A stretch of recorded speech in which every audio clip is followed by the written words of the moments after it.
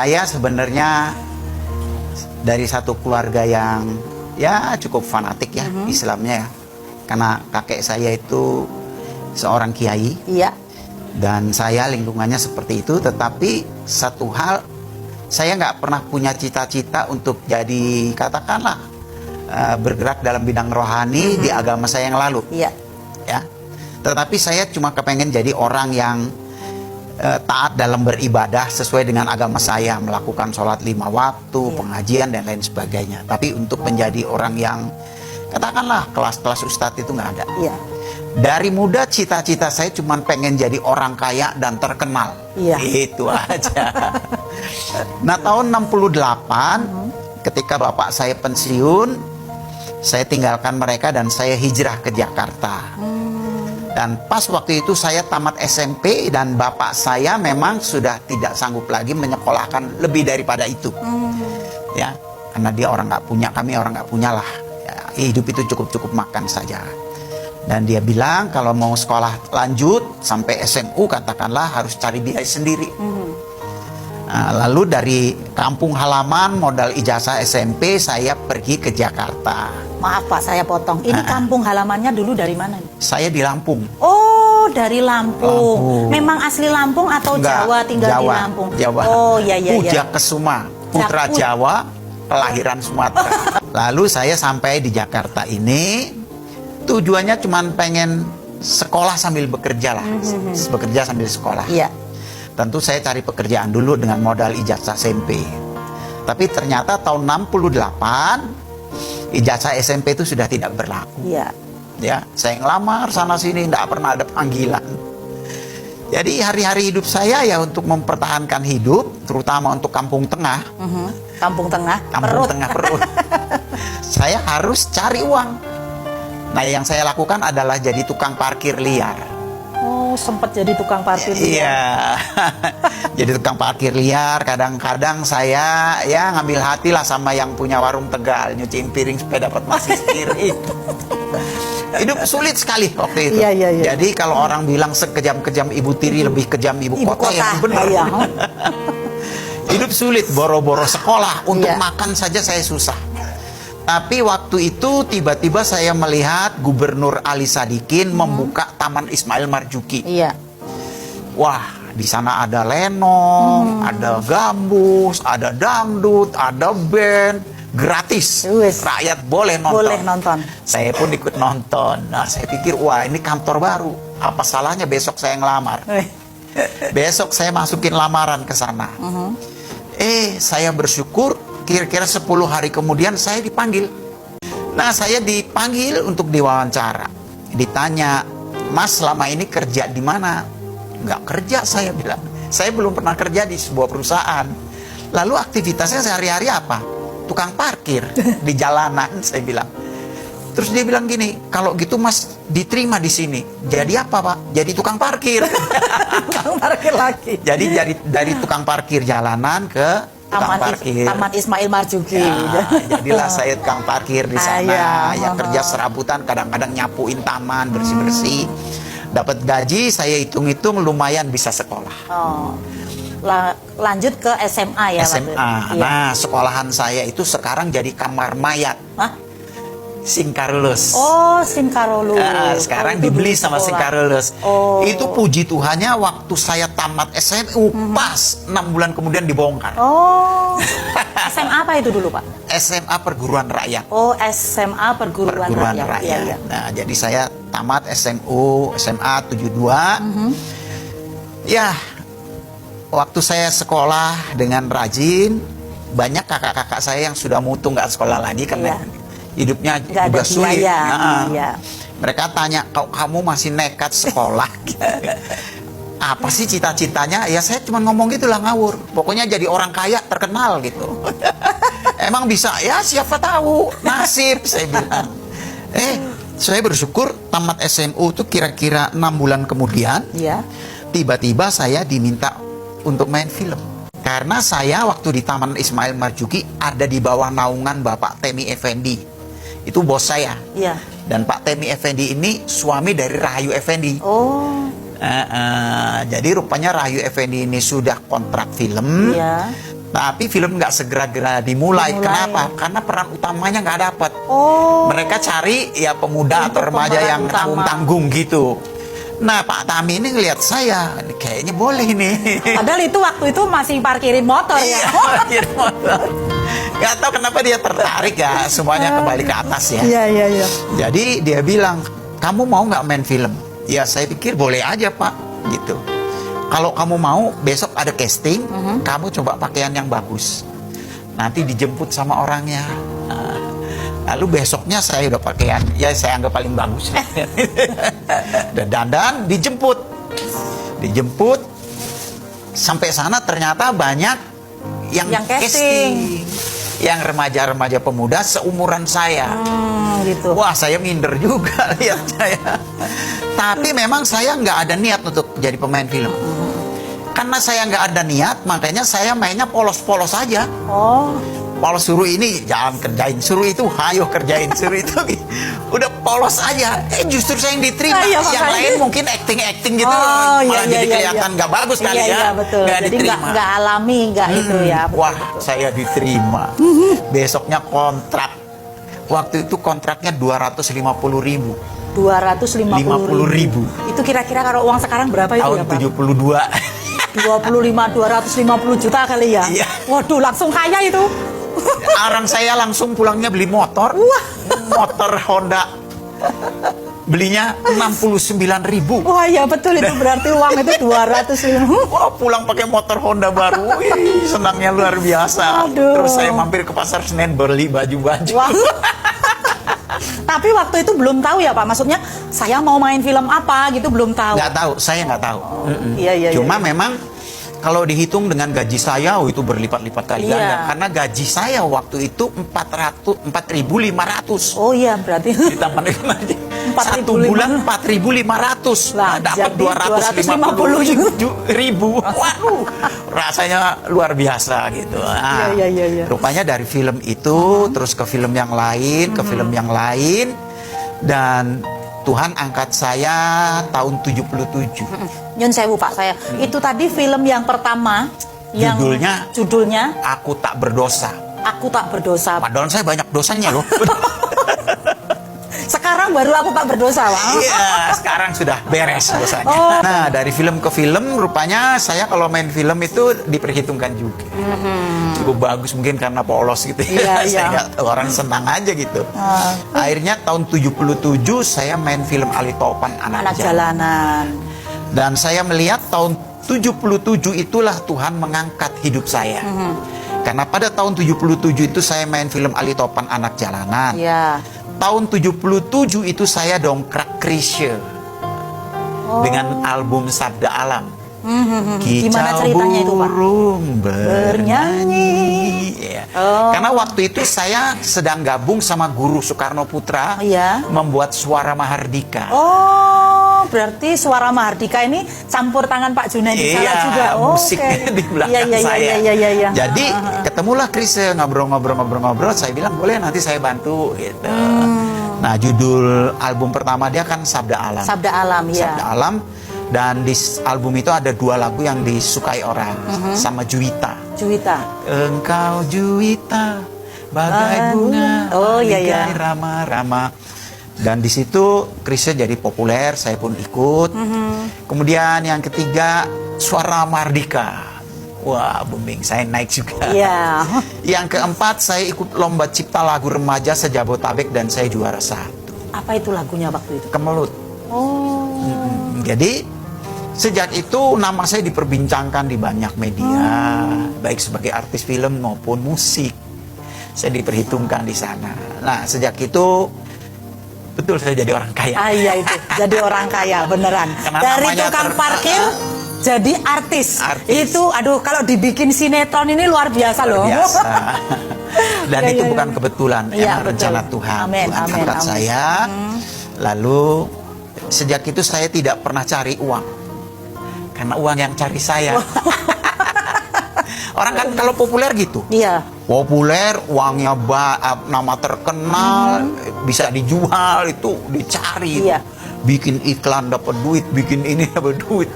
masih lajang, uangnya banyak, Banyak, nama terkenal, nggak pernah cari cewek, dia cari Ceweknya cewek. dinyariin. Aduh. Makan di Jakarta, berak di Hong Kong. Luar biasa. Iya, iya, iya, Saya iya, ngalamin iya, iya. hidup yang seperti itu. Tapi saya mau bersaksi loh, Mbak. Iya, iya. Bagi pribadi saya, Iya. hidup yang paling indah itu adalah ketika Tuhan Yesus menghampiri saya. Amin. Dia meminta saya untuk ikut. Amin. Wah, saya tadinya nggak percaya sama Yesus. Yesus itu masa Tuhan berdoa. Masa sebelum mati berkata, Eli, Eli lama sabachthani. Allahku, Allahku, mengapa engkau tinggalkan aku? Loh, dia kan sendiri Allah. Masa ada Allah ninggalin dia? Ini siapa sebenarnya? Iya. Nah, seperti itu. Iya. Gitu. Cuman panggilan Tuhan itu misterius sama saya. Dia bilang begini, carilah kebenaran, kamu akan diselamatkan. Saya tadinya anggap remeh itu. Itu tahun berapa itu Pak Jun? Tahun 80. Mas tahun 80 ya? Oke. Tahun 80, carilah kebenaran maka kamu akan diselamatkan. Saya anggap sepele, tapi herannya suara itu terus ada di hati. Sehingga saya mulai mencari. Ketemu teman saya orang Buddha, saya tanya Buddha itu apa, bagaimana, asalnya dari mana, kalau mati nanti bagaimana. Saya ketemu teman saya orang Hindu, saya tanya dia orang Bali, Hindu itu bagaimana, asalnya dari mana, kalau mati nanti bagaimana gitu. Iya. Lalu saya ketemu orang Kristen, dan waktu saya tanya jawab sama orang Kristen ini sebenarnya nggak bisa jawab. Cuman dia bilang gini, lo nggak usah tanya-tanya kekristenan sama gua sih KTP kali dah ya katanya. Tapi kalau lo mau tahu apa itu Kristen, lo baca aja Alkitab. Saya bilang, ngapain gue mesti baca Alkitab? Nah, lo kan percaya sama Nabi Musa kan? Percaya. Di Alkitab tuh ada Musa. Percaya sama Yusuf kan? Percaya. Di Alkitab ada Yusuf. Ada Daud. Ada Isa Al-Masih. Bagusan lo baca Alkitab aja dah. Kalau gue nerangin nanti bingung gue. Katanya gitu. Iya, iya, iya, iya. Sejak itu saya mulai buka Alkitab. Nah, yang terbuka itu kitab Perjanjian Lama. Dan anehnya, ketika saya baca Alkitab, saya buka pertama, yang terbuka itu adalah kisah tentang Yusuf. Oh iya. Karena waktu saya masih di Islam, Iya. Yusuf itu salah satu nabi favorit saya. Oh. Iya, iya, iya, iya, iya. Kenapa dikisahkan di sana Yusuf itu kan yang diekspos kegantengannya. Iya, ganteng. Ya, memang. Sampai dikisahkan katanya waktu raja mengadakan pesta, banyak orang masak. Sampai Raja kepotong-potong. Saya tangannya masih nggak ingat itu kerasa, ceritanya. ya kan? Sampai ini. Sampai kepotong tangannya dia nggak kerasa saking terpesona dengan Iya, saking kegantengan gantengnya. Yusuf. Iya, iya, saya ingat Jadi saya banget bilang, itu. wih ini orang pasti ganteng banget. Nah itu jadi favorit saya. Oh iya. Dan anehnya, waktu saya baca Alkitab itu Kejadian 39 cerita tentang Yusuf. Mulai saya baca Yusuf dari lahir sampai mati. Anehnya selesai saya baca tentang Yusuf saya nangis. Saya bilang kok saya nangis ya? Saya bilang ini aneh juga ini kitab ini. Belum pernah saya baca buku saya nangis, tapi ini kok kayaknya saya ada di dalam gitu. Aneh. Mulai saya baca Musa, mulai saya baca Daud, mulai saya baca yang lain-lain. Dan akhirnya saya baca Injil. Dan waktu saya baca Injil di situ kisah tentang Yesus. Tapi saya bingung kok Yesus berdoa. Kok Yesus ngomong Eli Eli lama sabachthani gitu dan kok Yesus mati gitu segala macam. Itu membuat saya agak bingung. Cuman hati saya tertarik dengan Perjanjian Lama tentang nabi-nabinya. Begitu ya. Justru malah Perjanjian Lama ya. Iya. Dan itu membuat saya terpaut, pengen tahu lebih banyak. Iya. Nah, singkat kata, saya mulai masuk gereja. Itu masih tahun 80 itu ya? Iya. Tapi saya tetap menjalani ibadah saya yang lama. Oh. Tetap Iya, itu iya. tetap saya jalani. Cuman kalau minggu saya ke gereja, saya pengen tahu. Iya. Orang di gereja nih ngapain aja. Jadi saya duduk di belakang, saya lihat orang. Pendetanya bilang mari kita berdoa semua, tunduk kepala, saya ya melotot aja liatin aja. Khotbah-khotbahnya saya dengerin. Tapi saya perhatikan orang Kristen ini enak banget ya. Masuk gereja ada yang pakai sendal, ada yang pakai sepatu, bajunya ada yang merah, ada yang hijau. Terus bahasanya gampang banget, Indonesia. Iya. Tapi saya waktu nyari gereja sempat kesasar-sasar loh, Mbak. Oh. Jadi saya cuma mikir yang namanya gereja itu gedung gede, ada salibnya. Begitu saya masuk gereja Batak. Oh. Saya bingung udah ngomong Batak, nyanyi Batak, khotbah Batak. Gue gak ngerti nih, gue gak ngerti dah. Pokoknya udah selesai, gue pulang pergi. Besok gue tanya-tanya sama orang-orang Kristen di tetangga. Dan kebanyakan mereka orang Jawa. Oh ya. Lalu mereka bilang, ke gereja saya aja Pak. Gitu. Tapi gereja saya itu 3 kali ibadah, jam 6, jam 9, sama jam 5. Jangan yang jam 6 karena ini bahasa Jawa, nanti Bapak nggak ngerti. Bagusan jam 9, Iya, sebelah bahasa saya. Indonesia. Nah, saya perhatikan di sana. Dan saya perhatikan kok orang Kristen ini enak ya, bahasanya mudah dimengerti. Iya. Dan ngadepnya ya suka-suka mereka. Ada yang ke barat, timur, utara, selatan ya. Lalu saya mulai bertanya-tanya dan saya akhirnya mulai agak bingung. Ya, kesana enggak, kesini enggak. Kesini saya takut, kesana saya kayaknya udah udah nggak nyaman lah. Nggak nyaman. Jadi saya ngomong, waktu itu saya mau ngerjain 3 lagu di studio rekaman. Harus selesai hari itu 3 lagu. Jadi saya udah dipanggil sama produsernya, lu selesai nih 3 lagu nih hari ini, jangan kelamaan. Bayar studionya mahal katanya. Oke, saya jalan tuh jam 10, daerah Cideng Barat. Nah, waktu saya di mobil saya ngomong begini, Yesus engkau itu Tuhan apa bukan? Saya ini bingung. Mau jadi Kristen saya takut. Mau Islam kok kayaknya saya udah Nggak nyaman. kurang serem. Disitulah saya dijamah. Jadi rupanya orang kalau dijamah Tuhan itu nangis. Saya nggak tahu, tiba-tiba saya nangis terseduh-seduh gitu, nangis. Nah, waktu saya nangis disitulah Tuhan berkata, akulah Yesus, Tuhan dan Juru Selamat dunia. Kalau kamu tidak percaya, kamu mati. Itu katanya. Iya. Jadi saya pikir, seumpama saya tolak, nyawa saya dibetot, mati nih saya. Saya pikir begitu. Lalu saya bilang, iya saya percaya, saya terima, iya percaya. Nah, untungnya saya udah ke gereja, jadi saya tahu apa itu haleluya, puji Tuhan. Oh iya. Jadi waktu itu cuma bilang haleluya, puji Tuhan Yesus, haleluya, puji Tuhan. Aku percaya Engkau Tuhan. Terima kasih. Dan satu hal yang luar biasa, sejak itu rasa takut itu lenyap. Gak ada rasa takut, yang ada rasa damai, sukacita yang luar biasa, yang tidak pernah saya rasakan seumur hidup saya. Di studio rekaman, teman-teman musik saya kan banyak yang masih di seberang. Oh iya ya. Nah, saya ngomong sama mereka, lu mesti percaya Yesus, kalau nggak mampus lu.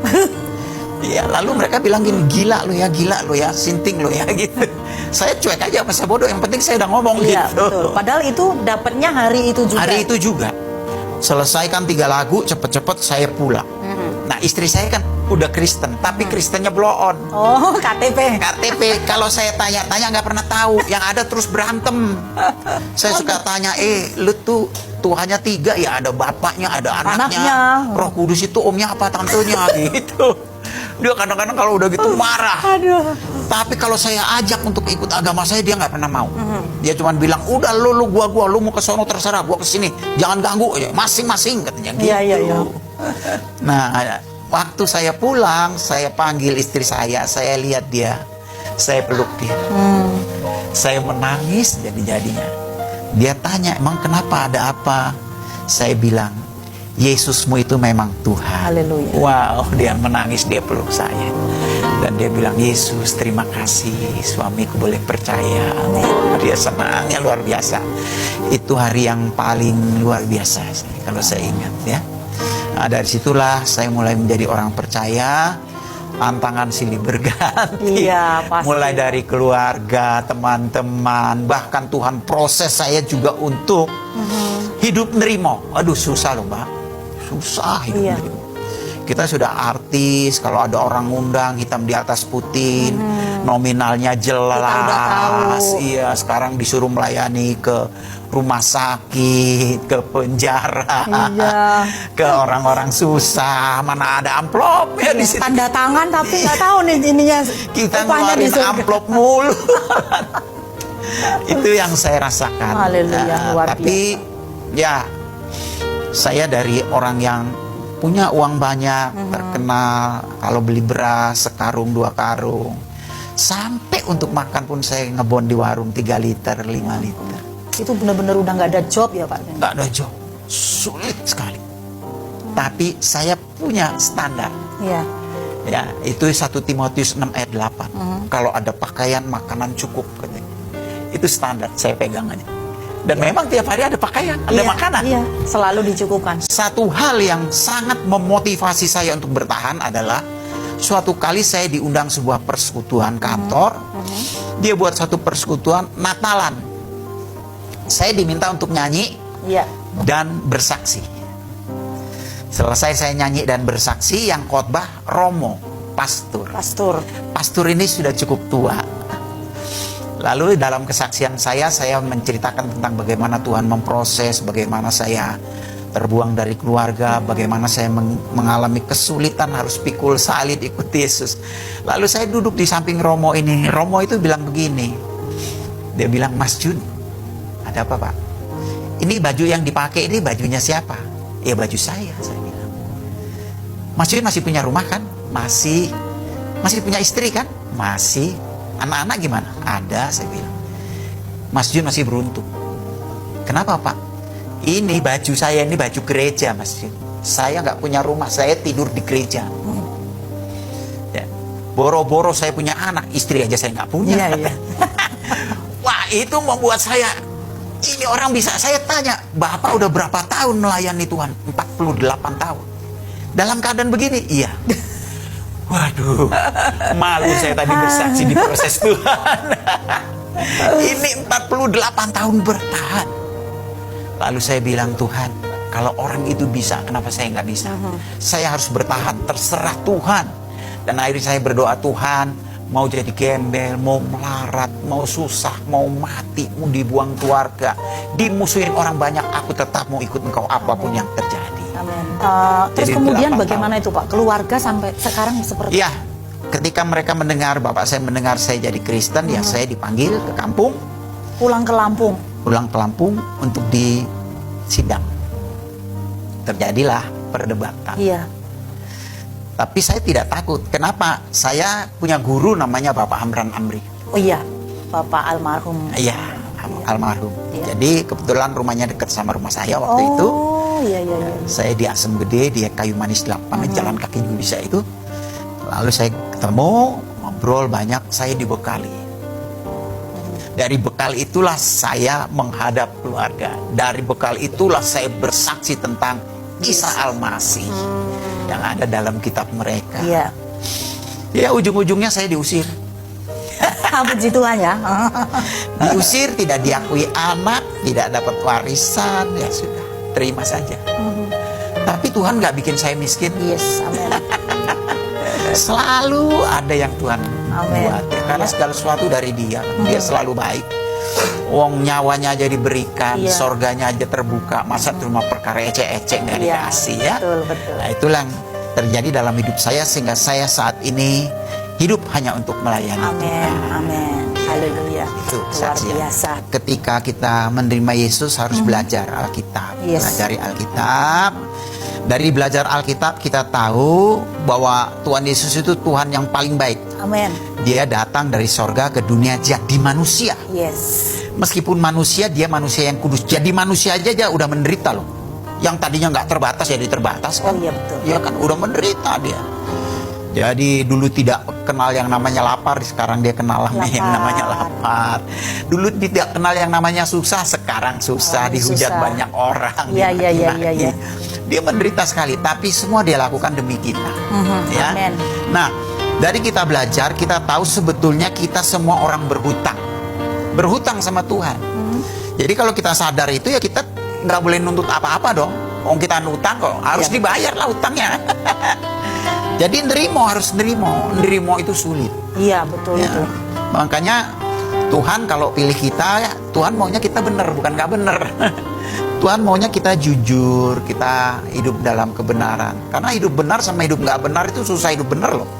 Kalau nggak benar mah nggak usah diajarin sama kerjaan kita. Nah, betul. Ya. Anak kecil nggak usah diajarin jahat, mereka udah bisa gitu ya. Iya. Berantem sama saudaranya, sama Benar. teman-teman, betul-betul. Hidup dalam kekudusan itu bukan hal yang mudah.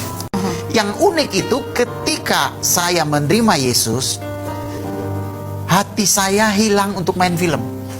Loh, kok bisa begitu ya? Iya, nggak ada kepengenan lagi. Aneh juga itu. Sampai ada produser yang marah-marah. Dianggap saya, kamu kenapa jadi fanatik? Saya bilang bukan fanatik, saya udah nggak punya hati. Yuk cari yang lain lah yang masih kepengen main film. Oh Saya begitu ya. iya, hilang. Jadi ini aneh gitu. Biasanya itu begini. Contohnya artis nih. Kemudian mereka menjadi anak Tuhan. Mereka itu dijauhi gitu. Maksudnya udah nggak usah kasih job gitu. Tapi ini Pak Jun ini aneh gitu. Iya. Ada job tapi malah ditolak. Gitu. Iya, saya nggak mau. Itu luar Nggak tahu biasa. aneh itu. Saya juga bingung. Kenapa ya? Saya tahu ya Tuhan yang buat. Lah. Iya. Ya. Jadi keinginan untuk main film nggak ada. Yang kedua hobi. Saya itu hobi burung. Oh gitu ya. Kan dekat pasar Pramuka, pasar burung. Oh iya, Jadi dekat kalau ada sekali. burung-burung bagus saya beli.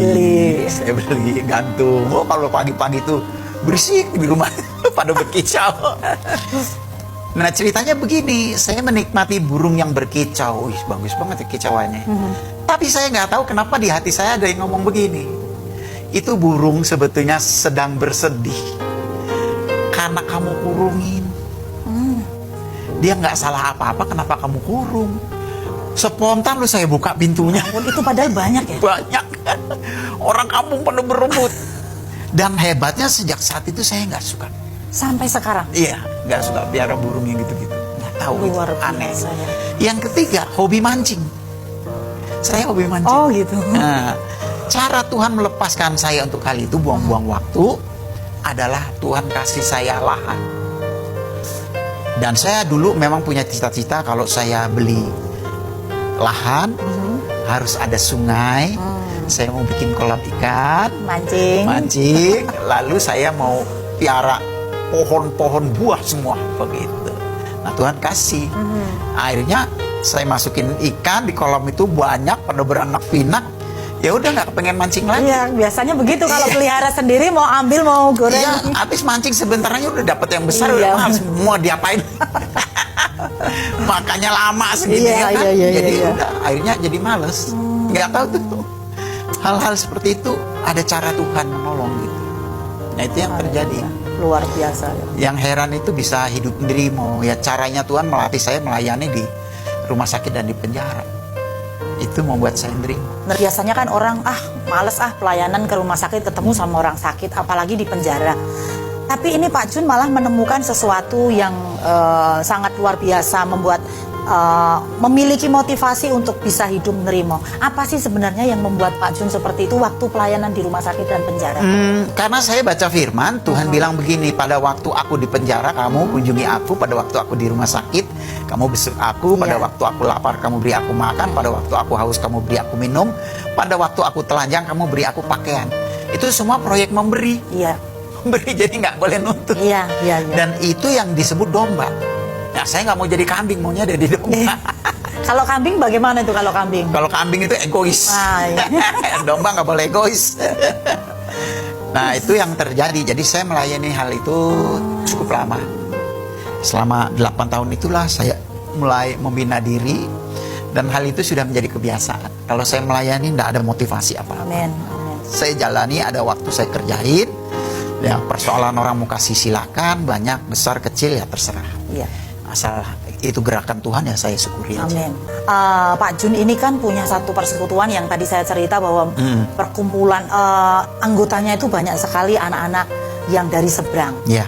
Apa yang memotivasi Pak Jun untuk membuat satu ministry ini? Yang memotivasi saya, tidak semua orang dari seberang jadi Kristen atau Islam jadi Kristen. Islamnya pinter, nggak semua. Oh iya, betul. Ya, jadi kalau masuk ke saya harus diajarin itu dua-duanya. Oh, oke. Dua-duanya supaya mereka bisa melihat hitam putihnya secara jelas. Ya. Secara jelas karena orang Kristen aja kalau ditanya Allah kita sama Allah mereka sama apa enggak, ada yang bilang sama. Ada yang bilang enggak. Karena mereka nggak tahu konsep. Iya. Makanya dengan belajar dia tahu konsepnya ini. Allah Kristen itu konsepnya ini, Allah Islam itu konsepnya ini. Jelas gitu. Jadi diajari lalu juga diberi semangat. Iya. Semangat untuk mulai jadi berkat, bukan hanya terima, tapi harus mulai Menjadi jadi berkat.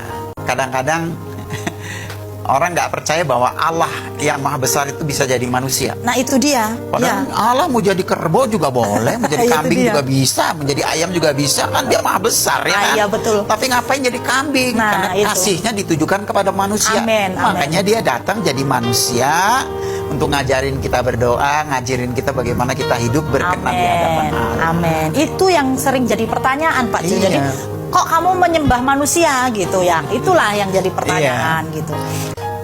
Saya ingat tahun 80 itu Tuhan Yesus melawat dunia artis. Wow, iya. Iya, artis yang bertobat banyak gitu. Oh. Banyak. Termasuk Lydia Nur Said. Iya. Itu tahun 80-an. 80-an semua itu. dilawat, Termasuk iya. Panjir itu Iya, berarti. iya. Oke. Aneh itu. Chris Manusama. Oh iya Pak Chris. Ya. Jadi Tuhan melawat artis, dunia artis. Tapi kalau kita perhatikan banyak artis yang sudah dilawat balik lagi. Iya. Kenapa? Nggak belajar. Ya. Jadi sebenarnya Tuhan kasih kita kesempatan untuk menerima dan percaya. Tapi kalau kita nggak belajar bisa binasa. Iya betul. Kata Umatku tahu. binasa karena tidak mengenal Allah. Jadi harus kenali Allahnya. Ya, gitu. Jadi kalau kita belajar, fondamen kita jadi kuat. Amin. Ya. Betul. Saya tanya salah satu artis yang balik lagi. Dia bilang tekanannya terlalu berat. Tantangan keluarga. Iya betul. Tantangan teman-teman, Ekonomi juga. ekonomi dan lain sebagainya. Ya saya bilang kalau soal tekanan saya juga nggak habis-habisnya. Iya. Cuman apa yang membuat saya tegar, kuat itu karena saya belajar. Amin. Jadi kalau nggak belajar memang rapuh. Betul. Gitu. Iya. Ya. Jadi memang tahu dasar-dasarnya. Dasar-dasarnya tahu. Perbedaannya seperti apa. Oke. Kenapa Yesus disebut Tuhan? Kenapa dia mati? Apa tujuannya? Kenapa dia berdoa? Itu mesti tahu. Iya. Nggak bisa enggak. Biarlah kami boleh berdoa kepadamu. Yes, Jesus. Bapa kami yang di surga, dikuduskanlah namamu, datanglah kerajaanmu, jadilah kehendakmu di bumi seperti di surga. Berikanlah kami pada hari ini makanan kami yang secukupnya, dan ampunilah kami akan segala kesalahan kami, seperti kami juga mengampuni orang yang bersalah kepada kami. Janganlah membawa kami ke dalam pencobaan, tetapi lepaskanlah kami daripada yang jahat. Karena Engkaulah yang punya kerajaan dan kuasa dan kemuliaan sampai selama-lamanya. Amin.